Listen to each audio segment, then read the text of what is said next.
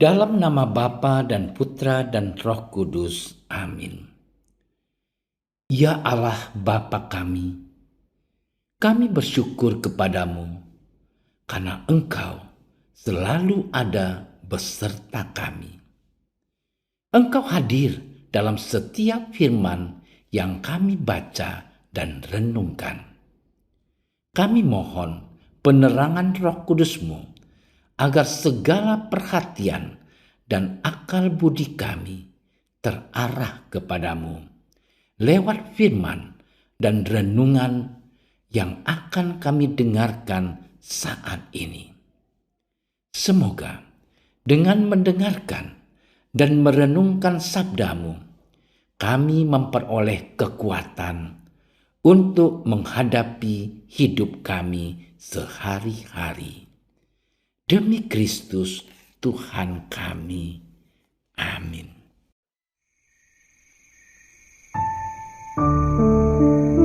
Sekali peristiwa, timbullah pertengkaran di antara murid-murid Yesus tentang siapakah yang terbesar di antara mereka. Tetapi Yesus mengetahui pikiran mereka.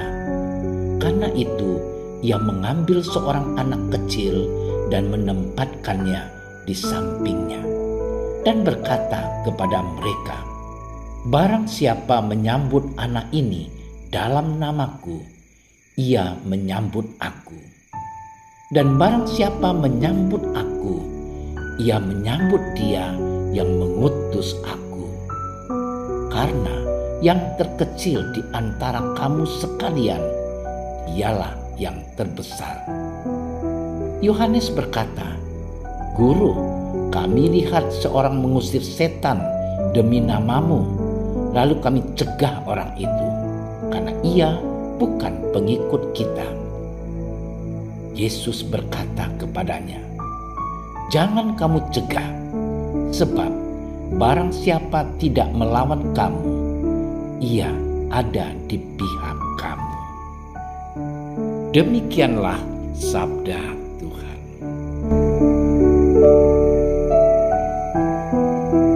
Saudara-saudariku yang dikasihi Tuhan, ketika Yesus menyatakan penderitaan yang akan dialaminya, para murid belum sepenuhnya memahaminya.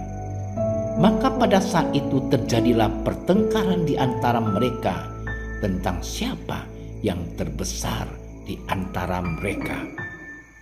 Menyaksikan pertengkaran itu, Tuhan Yesus bermaksud menengahinya dengan cara yang halus, namun sebenarnya keras.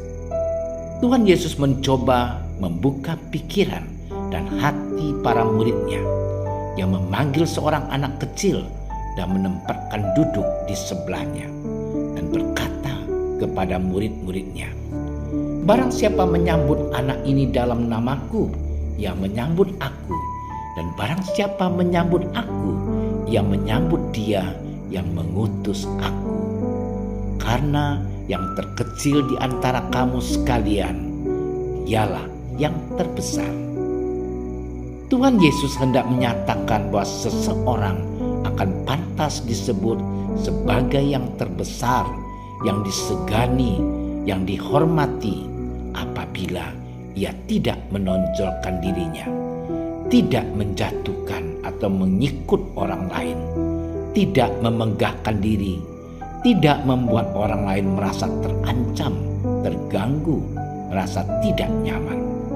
Pendek kata, orang yang terbesar adalah orang yang mau mengakui dirinya kecil, miskin, lemah, tak berdaya, tak punya kuasa, tak ada kekuatan, kecuali kalau itu diberikan oleh Allah sendiri. Saudara-saudariku yang dicintai Tuhan, bicara mengenai anak-anak kecil, sesungguhnya anak-anak kecil itu bisa dipandang sebagai simbol bagi orang-orang kecil, orang-orang miskin, kelompok lemah, tidak punya jabatan, tidak punya kedudukan, tidak punya pengaruh, tidak punya kewenangan, kekuasaan, ataupun status sosial. Apakah dalam hidup sehari-hari di tengah masyarakat ini kita menjadi orang yang terbuka dan mau bergaul dengan siapa saja tanpa membeda-bedakan? Seberapa jauh motivasi kita untuk mengejar ambisi, reputasi, dan materi mewarnai tindakan kita sehari-hari? Saudara-saudariku yang terkasih, menanggapi pertanyaan-pertanyaan tersebut, tentunya dengan rendah hati kita harus mengakui masih banyak hal serta perkara yang belum bisa kita lakukan dan kita penuhi. Kita masih terlalu sering bersikap sombong, angkuh, tinggi hati, congkak, takabur. Kita suka menilai orang lain, kita merendahkan orang lain, kita menghina orang lain, karena orang itu tidak sama dengan kita. Mereka tidak masuk dalam kelompok kita yang kaya dan yang terpandang. Saudara-saudariku yang terkasih di dalam Kristus, inilah konsep Yesus yang harus kita jalani. Jika ingin menjadi yang terbesar, harus menjadi seperti seorang anak kecil. Orang anak kecil mendengarkan orang lain dengan tulus. Demikian juga ketika diperintah oleh orang lebih tua, akan menjalankan dengan tulus dan polos. Jika dilihat dari pengertian orang besar, mungkin dia menjadi orang yang bodoh.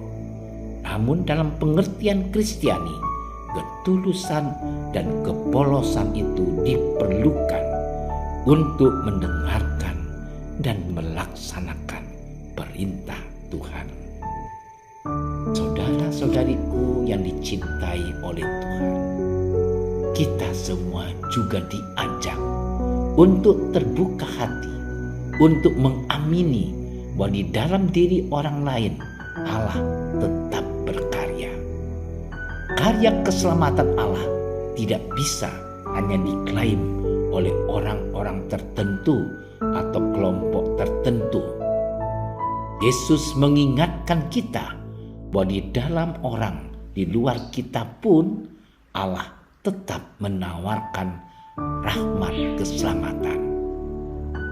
Ukuran yang paling jelas adalah sama-sama berjalan untuk berbuat baik dan membawa keselamatan, bukan membawa kehancuran dan kematian, dengan membuang segala motivasi dalam mengejar ambisi, reputasi, dan materi.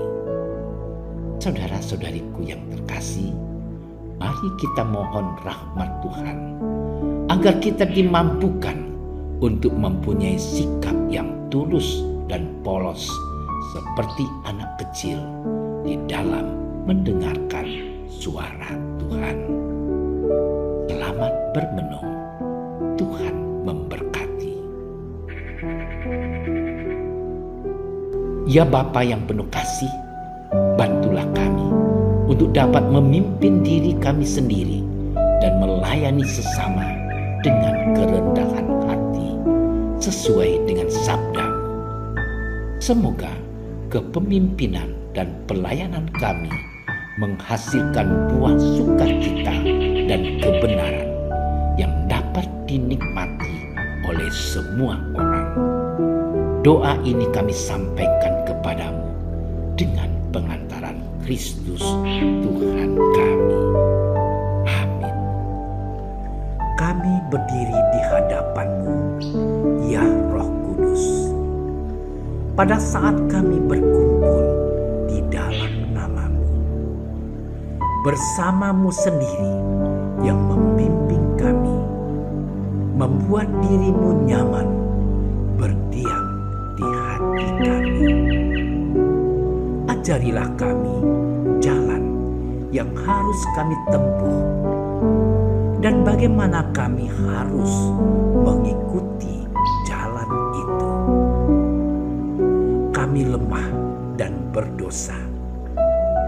Jangan biarkan kami mendukung kekacauan. Jangan biarkan kebodohan menuntun kami ke jalan yang salah.